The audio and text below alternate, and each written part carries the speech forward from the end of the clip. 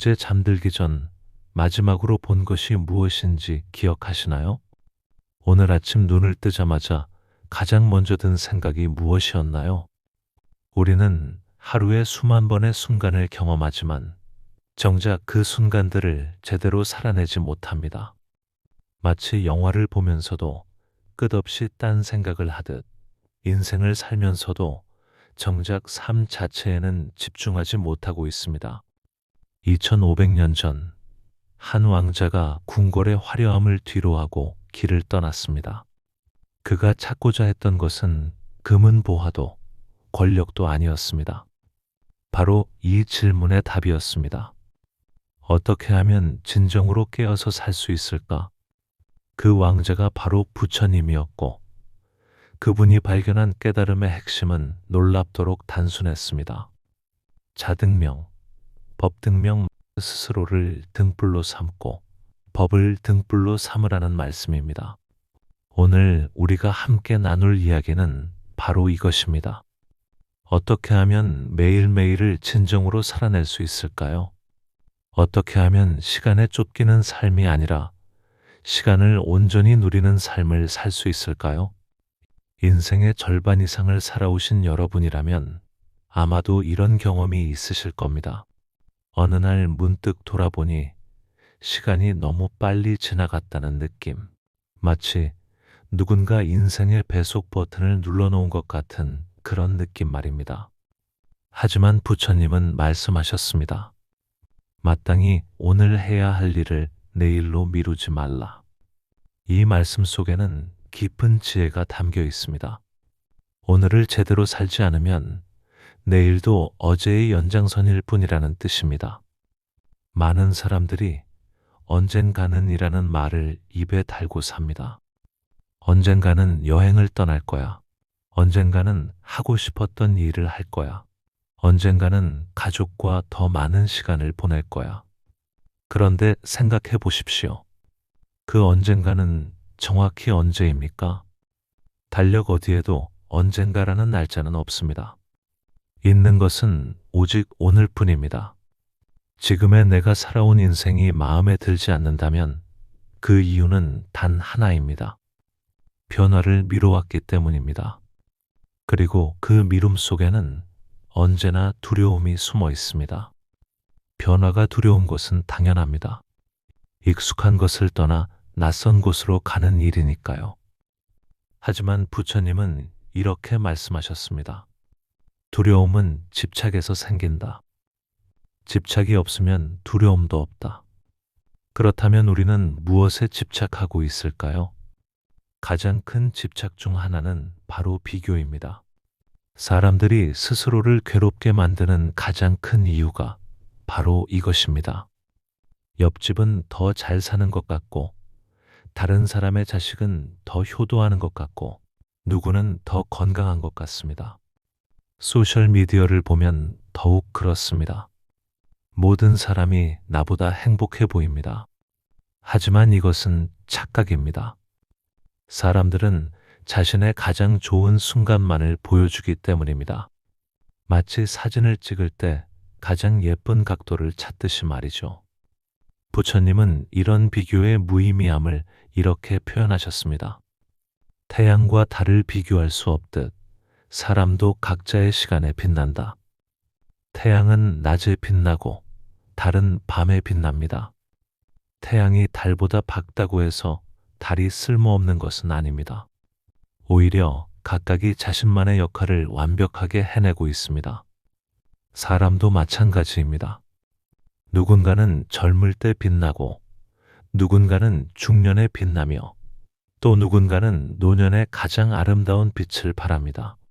중요한 것은 남과 비교하는 것이 아니라 내가 지금 이 순간 어떤 빛을 발하고 있는가 하는 것입니다. 비교하는 마음은 열등감을 낳습니다. 열등감은 집착을 부릅니다. 내가 갖지 못한 것을 쫓게 되고 잃을까 두려워하며 결국 마음이 피폐해집니다. 이런 악순환에서 벗어나려면 어떻게 해야 할까요? 부처님은 명확한 답을 주셨습니다.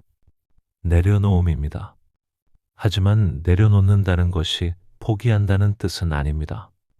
오히려 더 자유롭게 살기 위해 불필요한 짐을 버리는 것입니다.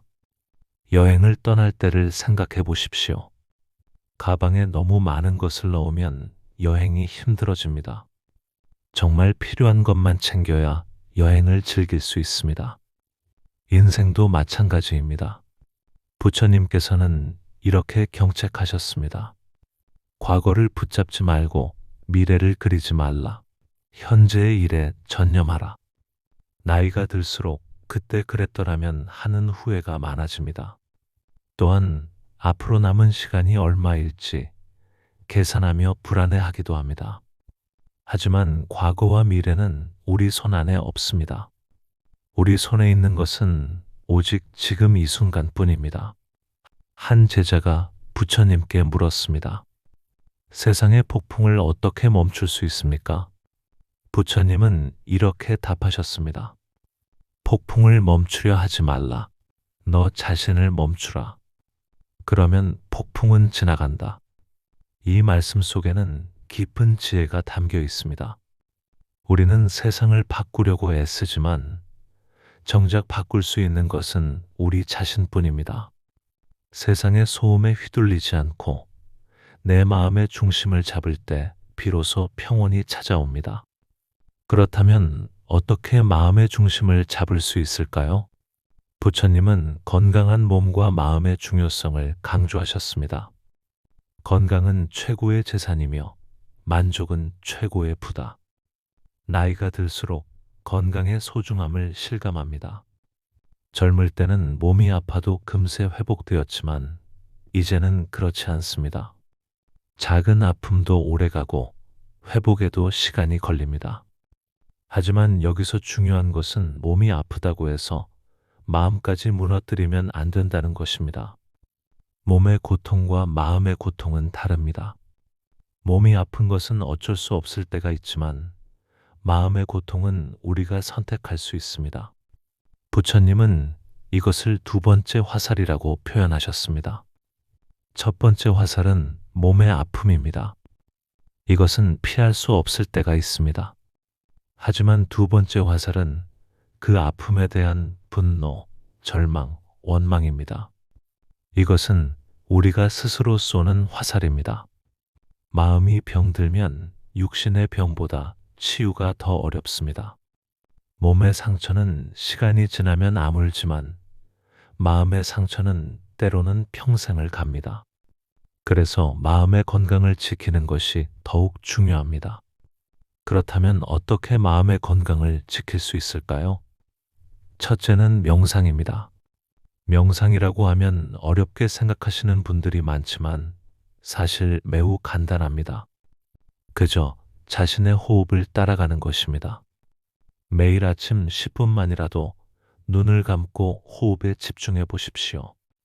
들숨과 날숨을 느끼면서 마음이 현재 이 순간에 머물도록 하는 것입니다. 처음에는 잡념이 많이 일어날 것입니다. 그것은 당연합니다. 잡념이 일어나는 것 자체가 문제가 아니라 그것을 알아차리는 것이 중요합니다. 둘째는 절제입니다. 음식과 생활을 절제하는 것이 곧 수행입니다. 먹는 것을 배를 채우기 위한 행위가 아니라 몸과 마음을 위한 공양이라고 생각해 보십시오. 얼마나 많이 먹느냐가 아니라 얼마나 감사하며 먹느냐가 중요합니다. 셋째는 관계의 정리입니다. 인생의 후반부에는 불필요한 관계를 정리하는 용기가 필요합니다. 억지로 맞추고 속을 태우는 관계는 내려놓으십시오. 부처님은 관계에 대해서도 지혜로운 말씀을 하셨습니다. 그대의 뜻에 맞지 않는 사람들과도 함께하라. 그러면 그대의 마음은 교만해지지 않으리라. 이 말씀은 모든 사람과 무조건 어울리라는 뜻이 아닙니다. 오히려 나와 다른 사람들을 통해 내 마음의 편견과 고집을 점검하라는 뜻입니다. 하지만 그것이 나를 해치는 관계라면 과감히 거리를 두어야 합니다. 진정한 관계는 억지로 만들어지는 것이 아닙니다. 자연스럽게 서로를 편안하게 해주는 관계, 함께 있을 때 에너지가 생기는 관계가 진정한 관계입니다. 소수의 사람과 깊게 나누는 것이 많은 사람과 얕게 어울리는 것보다 마음을 평온하게 합니다. 그리고 이런 진정한 관계에서는 베푸는 기쁨을 경험하게 됩니다. 부처님은 이렇게 말씀하셨습니다. 진정한 부자는 많이 가진 사람이 아니라 많이 베푸는 사람이다. 요즘은 모든 것을 돈으로 계산하려는 경향이 있습니다. 하지만 진정한 부는 돈으로만 측정되지 않습니다. 재산을 많이 모았어도 마음이 인색하면 가난한 사람입니다. 반대로 가진 것이 적어도 웃음과 친절을 베푸는 사람은 부자입니다. 베푼다는 것이 꼭 물질적인 것만을 의미하지는 않습니다. 시간을 내어 누군가의 이야기를 들어주는 것, 진심 어린 칭찬 한마디를 건네는 것, 따뜻한 미소로 인사하는 것도 모두 베푸는 것입니다. 특히 인생의 후반부에는 이런 관계 속에서 주고받는 온기가 진정한 부가 됩니다. 통장의 숫자보다 더 소중한 것이 마음의 여유입니다. 매일 한 번씩 누군가를 칭찬하거나 위로하는 말을 건네보십시오. 그것이 습관이 되면 자신도 모르게 주변에 선한 에너지가 퍼져나갑니다. 그리고 그 에너지는 결국 나에게로 돌아옵니다. 하지만 이 모든 것의 기초는 자기 자신에 대한 올바른 이해입니다. 부처님의 마지막 말씀이기도 한 자등명, 법등명의 의미가 여기에 있습니다. 너희는 스스로를 등불로 삼고 진리를 등불로 삼아라. 인생의 마지막까지 의지할 수 있는 것은 결국 자기 자신뿐입니다. 자녀도, 친구도, 배우자도 언젠가는 곁을 떠날 수 있습니다. 하지만 나 자신은 죽는 순간까지 함께합니다. 그러므로 내 삶의 주인은 언제나 나여야 합니다. 스스로를 등불로 삼는다는 것은 자신을 존중하고 자신의 길에 확신을 갖는다는 의미입니다. 외부의 인정이나 시선에 흔들리지 않고 내 마음의 소리에 귀 기울이는 것입니다. 하지만 이것이 이기적으로 살라는 뜻은 아닙니다. 오히려 자신을 제대로 사랑할 줄 아는 사람이 다른 사람도 제대로 사랑할 수 있습니다. 자신에게 인색한 사람이 어떻게 다른 사람에게 너그러울 수 있겠습니까? 그리고 법을 등불로 삼는다는 것은 올바른 원칙과 가치관을 기준으로 살아간다는 의미입니다. 시류에 휩쓸리거나 감정에 치우치지 않고 깊은 지혜를 바탕으로 판단하고 행동하는 것입니다. 인생은 정말로 매일 사는 것뿐입니다. 거창한 계획이나 원대한 꿈보다 중요한 것은 오늘 하루를 어떻게 사느냐 하는 것입니다. 오늘을 허투루 보내지 마십시오. 부처님은 말씀하셨습니다. 오늘 해야 할 일을 내일로 미루는 자는 죽음이 다가올 때 후회한다. 이 말씀이 무겁게 들릴 수도 있지만 사실은 해방의 메시지입니다. 과거의 후회나 미래의 불안에 얽매이지 말고 지금 이 순간에 온전히 집중하라는 뜻이기 때문입니다. 지금 이 순간이 바로 여러분 삶의 전환점입니다. 어제와 다른 오늘을 시작할 수 있는 순간입니다. 거창한 변화가 아니어도 됩니다. 작은 변화부터 시작하면 됩니다. 아침에 일어나서 나는 나의 길을 간다고 3번 마음속으로 외워보십시오. TV 뉴스나 이웃의 소문에 휘둘리지 말고 자신의 하루 계획에 집중해 보십시오. 매일 10분씩 호흡을 따라가며 명상해 보십시오. 누군가에게 진심 어린 칭찬 한마디를 건네보십시오. 이런 작은 실천들이 모이면 큰 변화가 됩니다. 마치 작은 물방울들이 모여 거대한 바다가 되듯이 말입니다. 중요한 것은 완벽하게 하려고 하지 않는 것입니다. 오늘 실패했다면 내일 다시 시작하면 됩니다. 부처님도 깨달음을 얻기까지 무수한 시행착오를 겪으셨습니다. 완벽한 사람은 없습니다. 하지만 성장하려는 마음은 누구나 가질 수 있습니다. 그리고 기억하십시오. 나이는 숫자에 불과합니다.